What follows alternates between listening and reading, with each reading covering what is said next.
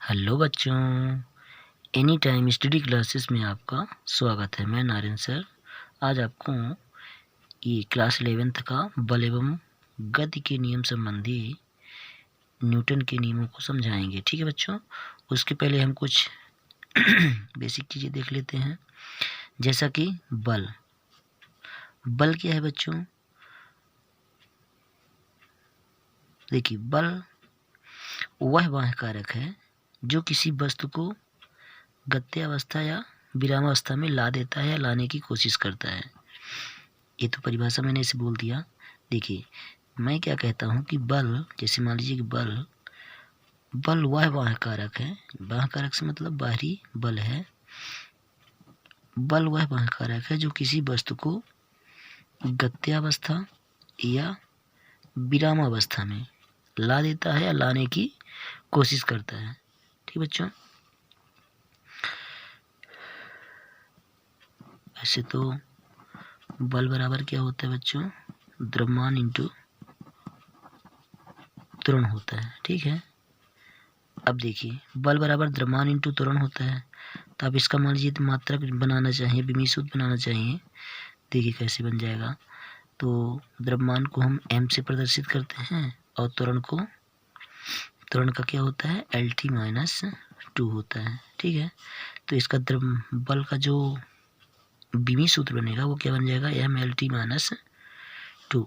ठीक बच्चों, ऐसे बल का मात्रक जो होता है वो न्यूटन होता है। बल का मात्रक क्या होता है? न्यूटन। ठीक बच्चों, ये तो शुरुआती जानकारी है, ठीक ना। फिर से एक बार चेक लीजिए परिभाषा बल की।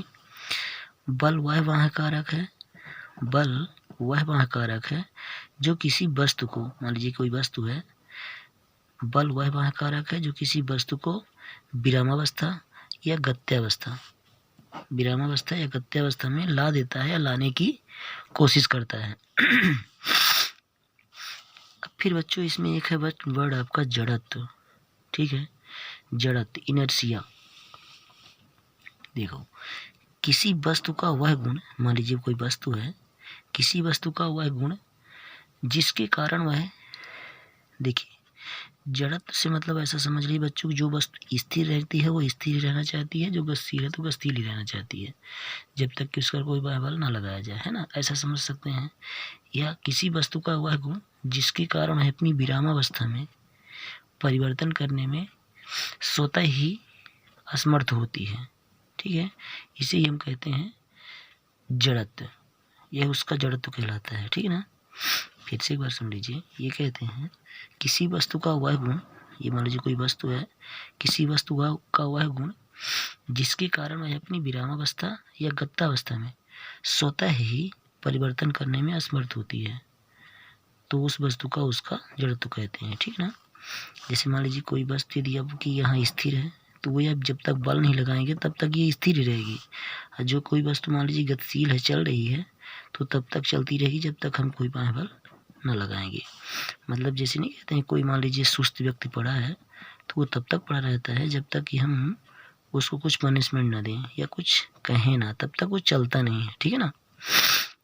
उसी प्रकार से जड़त्व वर्ड है। ठीक है ना। जड़त्व मतलब थका हुआ आदमी, है ना, ऐसा कह सकते हैं। अब आता है बच्चों न्यूटन की गति का प्रथम नियम, या इसी को हम जड़त्व का नियम भी कहते हैं। देखिए बच्चों, तो इस नियम के अनुसार, देखिए ध्यान सुनिएगा, वैसे जड़त्व को हम दो प्रकार से बांटते हैं, वैसे ध्यान से सुनिएगा। ये जड़त्व की बात आती है तो जड़त्व दो प्रकार के होते हैं, विराम का जड़त्व और गति का जड़त्व। तो देखिए, विराम का जड़त्व हम किसे कहते हैं? आज गति का जड़त्व। सिंपल सी आप ऐसा समझिए, इसी से बनती है परिभाषा। जो वस्तु स्थिर है वो स्थिर ही रहेगी जब तक कि उस पर कोई बल न लगाया जाए, उसे विराम का जड़त्व कहते हैं। जो वस्तु गतिशील है वह उसी दिशा में तब तक चलती रहेगी जब तक कि इसका कोई बल न लगाए, वो कहलाता है गति का जड़त्व। ठीक है ना बच्चों। अब देखिए, न्यूटन की गति का प्रथम नियम या जड़त्व का नियम। अब देखिए, हम ये कहते हैं, देखिए इसमें जड़त्व का नियम इसलिए बोला क्योंकि ये दोनों बातें आ जाती है इसमें ना। देखिए, इसका पहला नियम सुनिए ध्यान से। देखिए, जो वस्तु स्थिर है पहले सुन लीजिए, इसको समझ लीजिए, फिर हम एक बार लास्ट में इकट्ठा बोल देंगे, ठीक है ना। जो वस्तु स्थिर है वह स्थिर ही रहेगी, जो वस्तु स्थिर है वह स्थिर ही रहेगी, और जो वस्तु गतिशील है वह उसी दिशा में उसी वेग से तब तक गतिशील रहेगी जब तक कि कोई बाह्य बल न लगाया जाए। ठीक बच्चों, फिर से एक बार सुन लीजिए। देखिए, जो वस्तु स्थिर है, ठीक है ना, ये रुकी हुई है, जो वस्तु स्थिर है वह स्थिर ही रहेगी, और जो वस्तु गतिशील है वह उसी दिशा में उसी वेग से तब तक चलती रहेगी जब तक कि कोई बाह्य बल न लगाया जाए।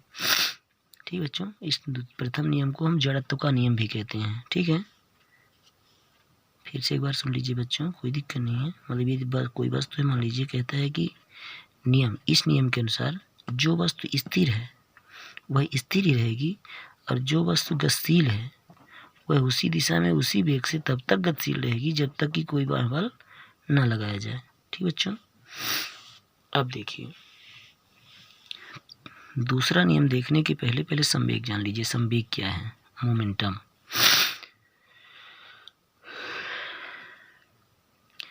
सिंपल सी बात, संवेग बच्चों, संवेग बराबर होता है आपका, संवेग बराबर होता है द्रव्यमान इंटू वेग। ठीक बच्चों, तो देखिए, तो संवेग बराबर द्रव्यमान इंटू वेग, तो सिंपल सी इसकी परिभाषा हम कह सकते हैं कि द्रव्यमान और वेग के गुणनफल को हम संवेग कहते हैं। ठीक है, द्रव्यमान और वेग के गुणनफल को हम संवेग कहते हैं। ठीक, अब देखिए, इसका यदि मात्रक में शुद्ध निकालना चाहे तो आराम से निकाल सकते हैं। जैसे मात्रक निकालेंगे तो मात्रक तो मान लीजिए यहाँ से बन जाएगा, क्या बन जाएगा?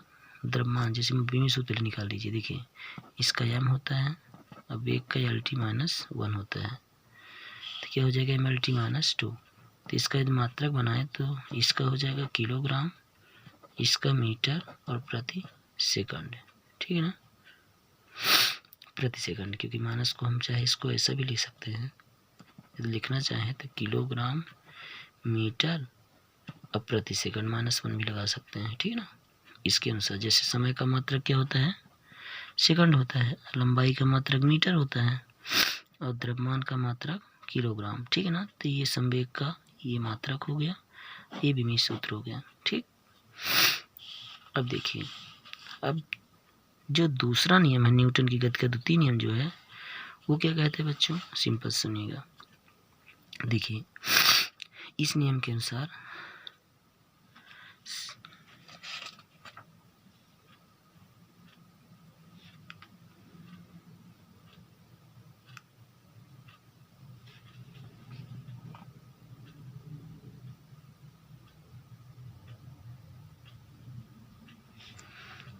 देखिए, अब दूसरा न्यूटन की गति का द्वितीय नियम। ठीक है बच्चों, तो द्वितीय नियम क्या कहता है? देखिए, तो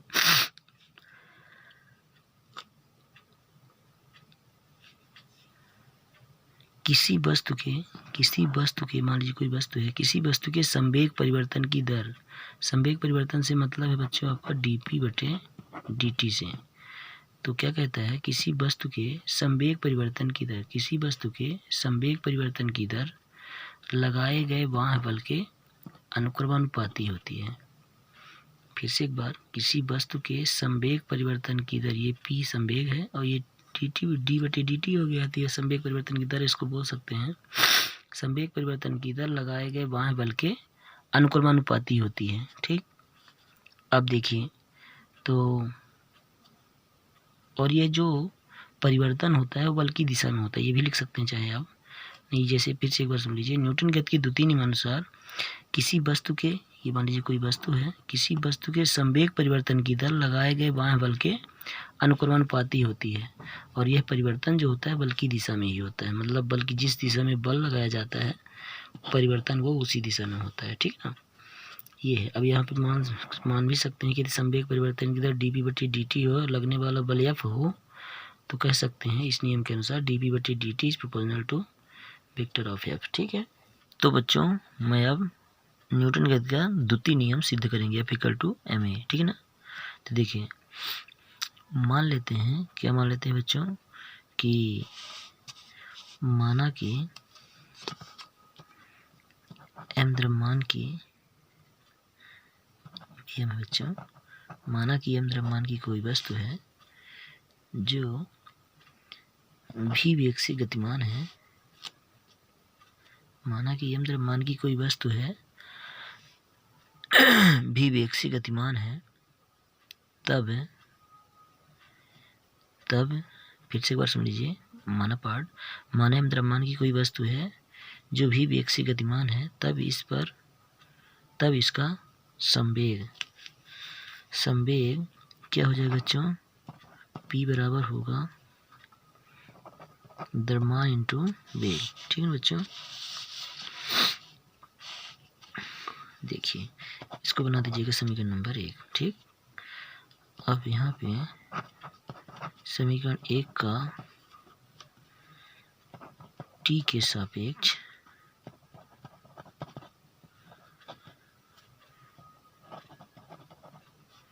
अवकलन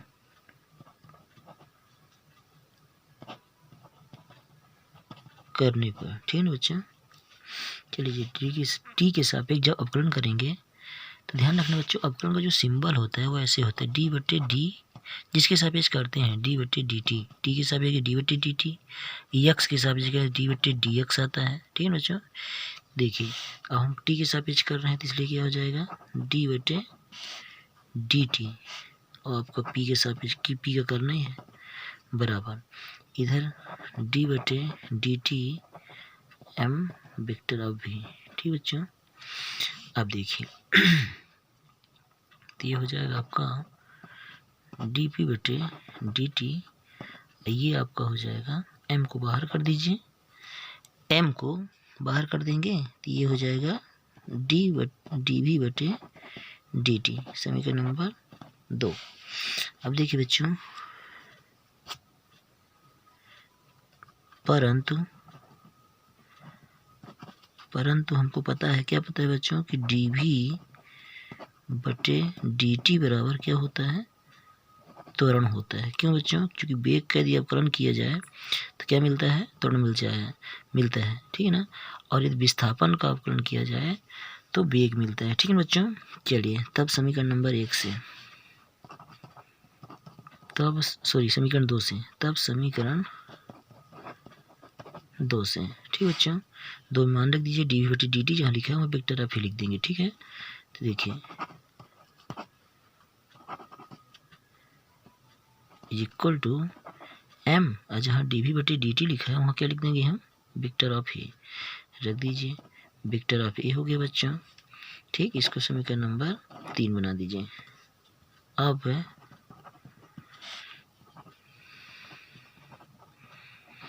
न्यूटन के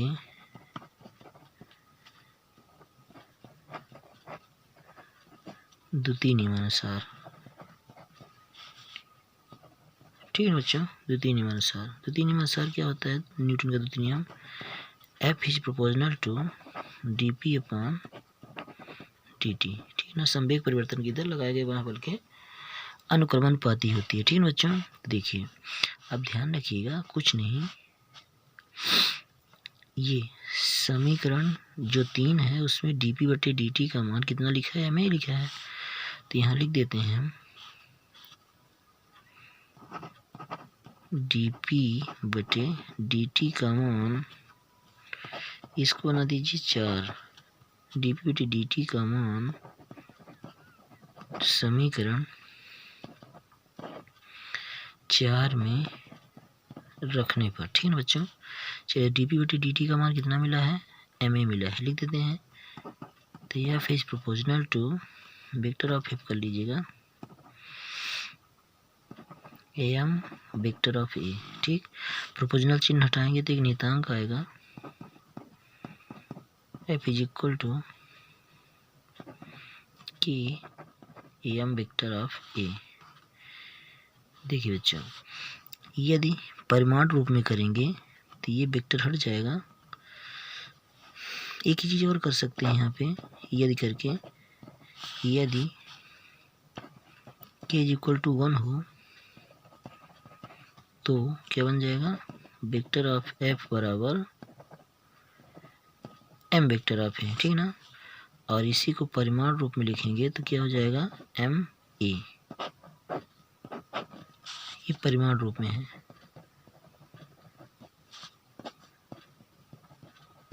ठीक है बच्चों, यही न्यूटन के गति का दूसरा नियम इसी प्रकार से प्रूव करते हैं। ठीक है बच्चों,